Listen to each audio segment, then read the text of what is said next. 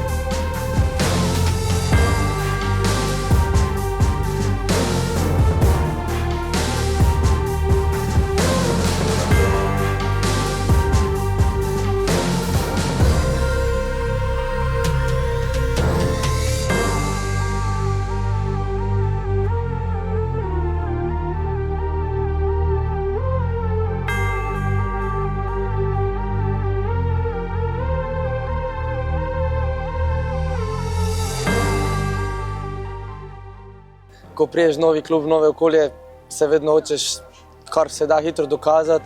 Mogoče v prvih 2 tekmah ta želja bila premočna, ampak verjamem, da prihaja še mnogo teh zadetkov. Rekao sam i poslije Kopra, ne treba da kad pobjedimo da pravimo od toga kao nešto veliko, jednostavno. Mi smo članovi Maribora, traži se uvijek više.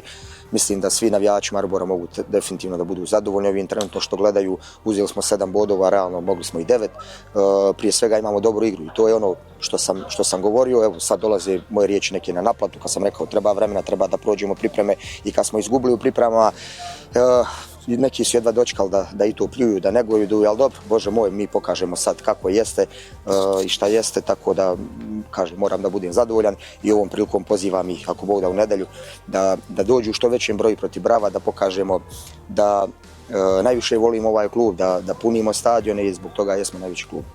Dobra rezultatska serija na začetku drugega dela prvenstva daje energijo in zagon za naslednje tekme. Zdaj se vračamo v Ljudski vrt, naslednji tekmec bo prihodnji vikend Bravo.